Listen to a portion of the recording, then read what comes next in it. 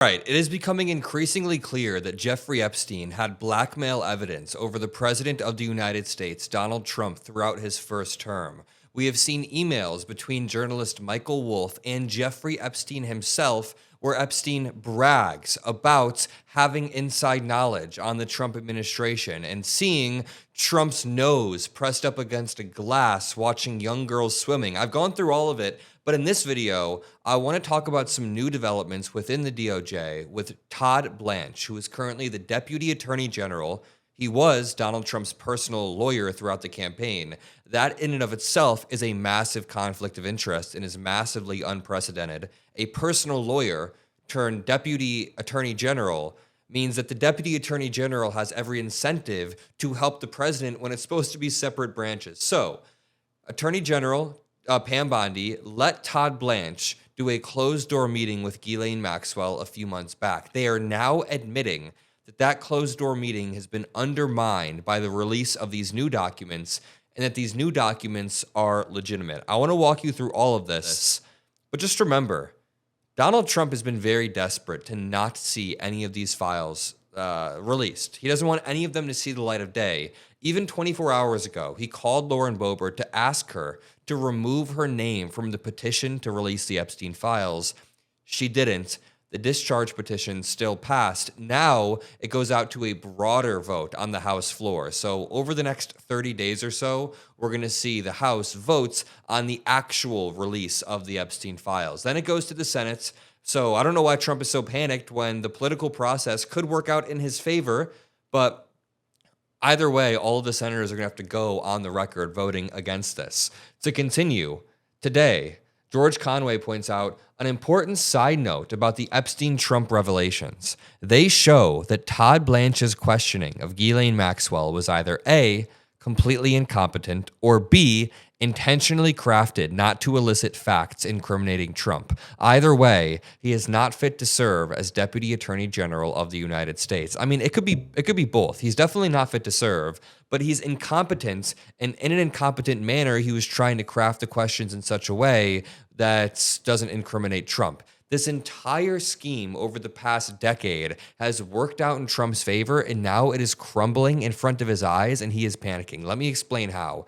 In a lot of the Epstein emails, Epstein is bragging about having evidence of Trump doing stuff, having photographs of Trump with girls. Michael Wolff has said that there are photographs of Trump with a stain on his lap and young girls pointing and laughing. And now it seems like we have some supporting evidence that these photos exist.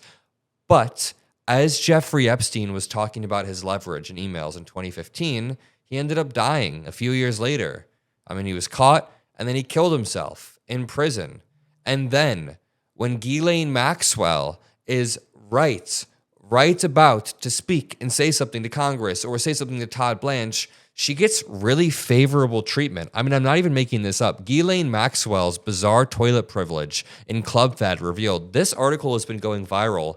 But it's not even this article. Ghislaine Maxwell has access to a service dog. She was moved from a maximum security prison to a more minimum security prison where she has a really cush life. She has access to a phone, a service dog, a bunch of random stuff. And apparently she's the only person that has access to unlimited toilet paper, which is kind of a weird, article that exists. But this one's been going viral. Either way, to back up, let's continue. After George Conway tweeted about Todd Blanche actually responded. And he said, George, you've never been confused for a trial lawyer. And these kinds of posts explain why. By the way, the entire Trump administration is always just tweeting out and then admitting shit randomly. Kash Patel, during the Charlie Kirk investigation, got the person wrong 3 times. 3 times he was like, we have someone in custody. Then he had to retract it. Or what about Pete Hegseth, always getting in arguments? Or J.D. Vance, really good example. J.D. Vance is always quote tweeting Harry Sisson and getting in arguments. But Todd Blanche said, George, you've never been confused for a trial lawyer. And these kinds of posts explain why. So just a personal attack coming from our Deputy Attorney General, of course, getting defensive of his pedophile king. When I interviewed Maxwell, law enforcement didn't have the materials Epstein's estate hid for years and only just provided to Congress. Stop talking. It's unbecoming. Todd Blanche is seemingly implying that if he had the materials, that were just provided to Congress, the interview would have gone differently. So in this, he is conceding that George Conway is right, that the interview was incompetent. He basically just checked off the incompetent box by saying, hey, when I interviewed Maxwell, we didn't have the proper materials. He's undermining his own investigation in this tweet right here, but it gets even crazier. As Aaron Parnas points out, Todd Blanche acknowledges that yesterday's Epstein email dump undermines his interview with Ghislaine Maxwell. Will they move her back to her prior prison? She was lying. As Peter Twinklage points out on Twitter, am I misreading this, or is Michael Wolff advising Jeffrey Epstein on how to blackmail Donald Trump? He's not misreading it. Let's read this excerpt right here. Michael Wolff was also involved in a third email exchange, which began on December 15th, 2015, the night of a debate in the Republican presidential primary. Mr. Wolff emailed Mr. Epstein and warned him that CNN was planning to ask Trump about his relationship. And Mr. Epstein wrote back, if we were able to craft an answer for him, what do you think it should be?